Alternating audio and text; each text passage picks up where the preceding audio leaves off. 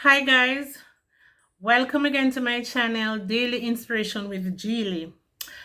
I hope you had a good weekend. It was a hurricane weekend and it rained and flooded some places and stuff like that. Happily, I haven't heard that anybody lost their lives. So I am happy to hear that. But I wonder if we were all prepared for the hurricane, if it had landed and impacted us. Now, we know that hurricanes can be very dangerous, and the last one that I can recall that was very, very bad was Gilbert.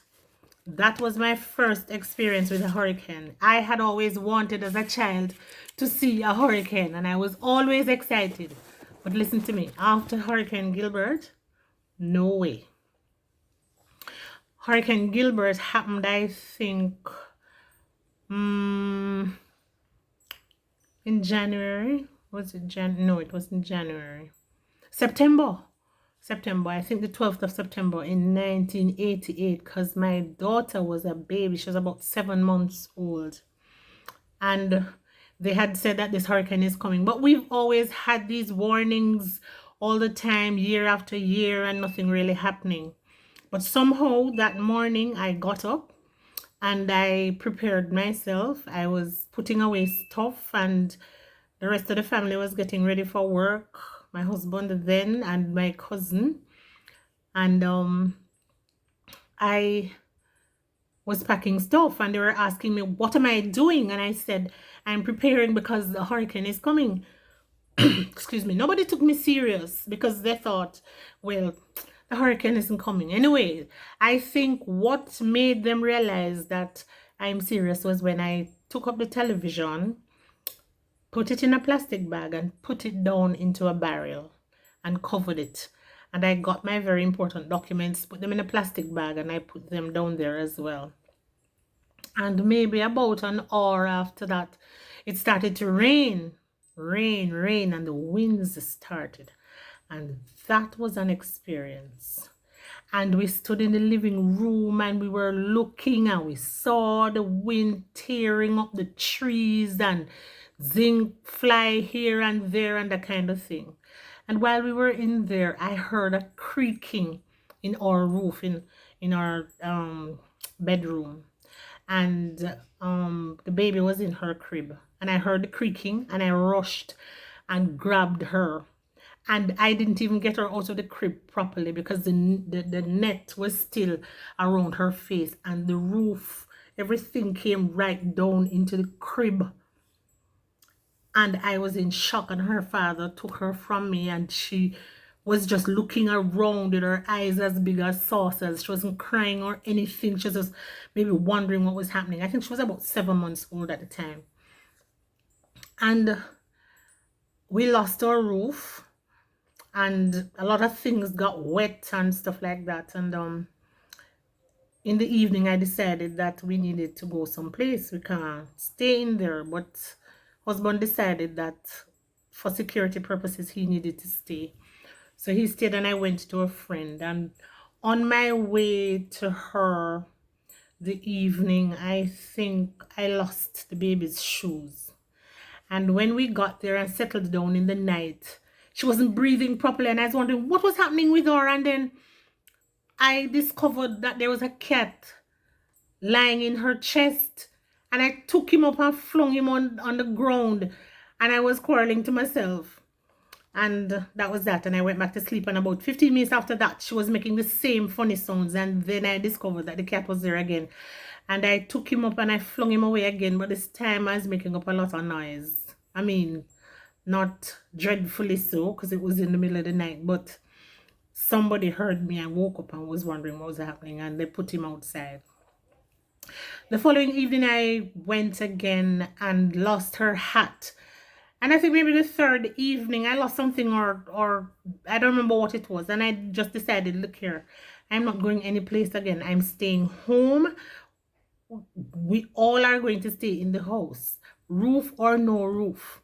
So the night I used some sheets and stuff and stuff the baby's crib, made her comfortable in it, and I decided that I was going to sleep in the chair, and we both slept in the chair, and I just stayed home after that.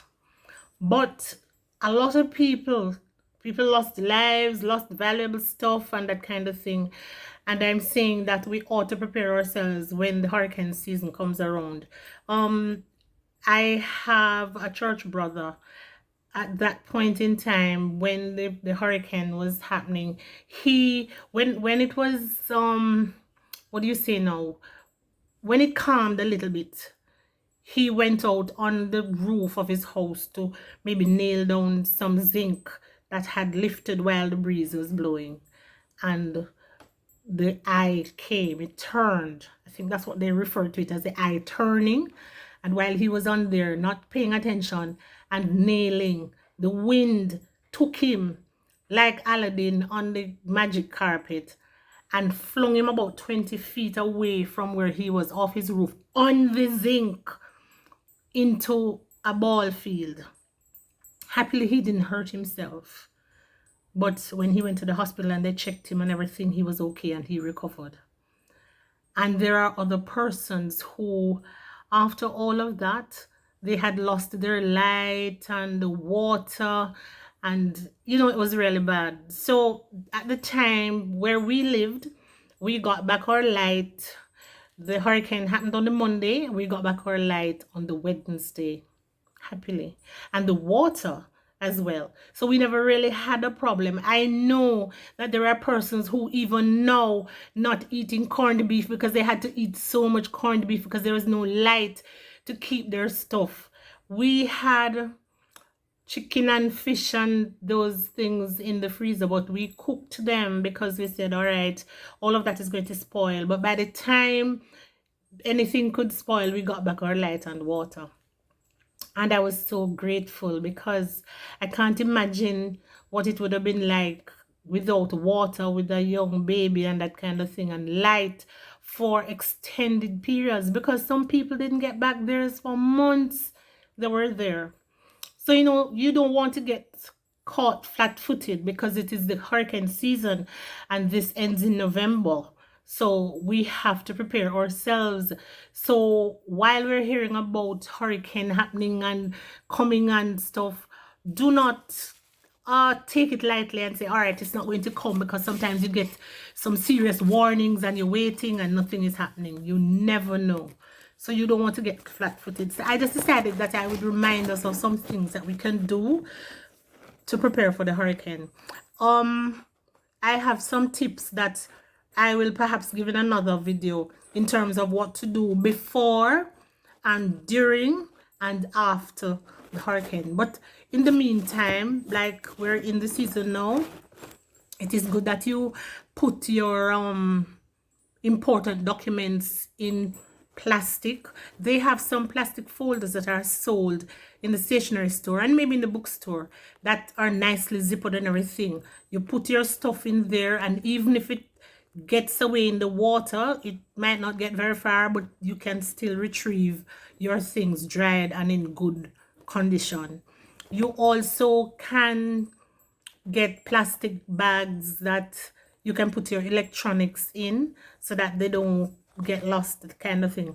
You have flashlights that are waterproof. You put in your batteries and you can use it in the water. It gets wet, it will still give light. You need to have these kinds of things. Ensure that batteries are there. It's important for us to, prepare ourselves. Have some items that are found in a first aid kit. You might not have everything, but essential ones, like some alcohol, band-aid. I forget now the name of the red one there, that if you get a cut you can put it on. And they have the purple one, the gentian violet. Those things. Medications, ensure that you have those stored properly so that if anything is wet, you can still get them. They'll be kept dry. Your travel documents, birth certificates, marriage certificates, academic certificates, these things, you need to store them properly. We want to just ensure that we're not crying down the place after the storm has passed because we didn't make ample preparation. So like if there are trees around your yard, you know, that are close by your house, you can trim those. If they're close to light wires, you can trim those to ensure that you don't have any electrical fires and you don't have trees falling on your house to damage it. If you have fruit trees, you can pick the fruits as well, because those can be become missiles and give you a hard time. If you have little children, they shouldn't be on the outside even when the storm abates some, because little children can be blown away, just like this big man was blown off the house top. They can be blown away, and sometimes when the wind abates, everybody wants to go outside and see what is happening, and you know, they're excited and they go out to look to see what happened to the neighbor whose house top blew off and all that kind of thing. Don't do that. Remain inside until everything is done and you are safe and sound. Then you can go out to see what is happening, see what kind of damage you sustained, see what happened with your neighbor, if there's anything that you can do to help them.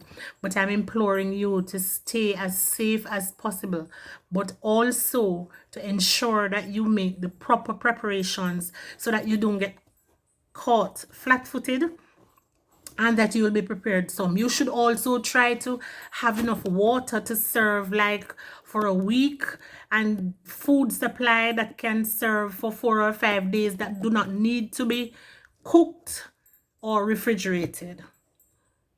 Because you know, if the light goes and if the electricity goes and you can't cook, you will go hungry, and you don't want to do that. So these little things you have to bear in mind and prepare yourselves for whatever comes. Also, if you live in low-lying areas, or if you live in areas where, you know, it is very likely that you could get flooded or there could be landslides, you need to make prior arrangements with friends or relatives, that if anything happens, you know where you can go. You know, you have your plan B, so you know exactly where you're going to go when the time comes, if it becomes necessary. So bear these things in mind, and I pray that you all will remain safe and we all will be able to ride out our storms. Elsa has come and gone. It has done a lot of damage. I think one person lost his or her life, I think in St. Lucia, if I'm not mistaken. I do really commiserate with that family who has lost a loved one, but thank God the damage wasn't more, and we continue to thank God for his mercies and his blessings. And I trust that as you listen, you will adhere to some of the tips that I've given you, and you'll try to see what you can do to protect yourself from any damage from the hurricane. I will give you some more tips at a later date, but for right now, I am just imploring you to stay safe. And it is also important for you to know who your parish disaster preparedness coordinator is, so that you can get information as to how to take care of yourself. Also, you should know what the alerts are, like when they say that it's a hurricane warning or it's a hurricane watch and an alert, because these will tell you how far away the hurricane is. This is why it is important for you to have a battery operated radio, so you can listen even when the electricity is gone, so that you know whether you need to evacuate or it is safe for you to stay where you are, that kind of thing. Have a good one. I ask you to subscribe, share, and hit the notification bell down there so you will know when I've posted a new video and you can see what I have to say. Have a good one. Thank you for hearing, and I'll see you next time. Bye from this channel, Daily Inspiration with Geely. Have a good one.